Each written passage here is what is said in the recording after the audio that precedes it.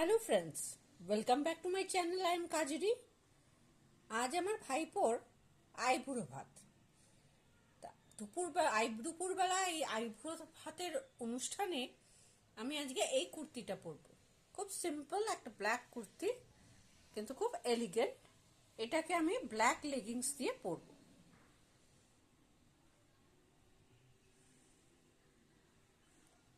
তার সঙ্গে এই ইয়াররিংসগুলোর মধ্যে থেকে আমি ভাবছি এটা দিয়ে পরব, বা হয়তো এটা দিয়ে পরব।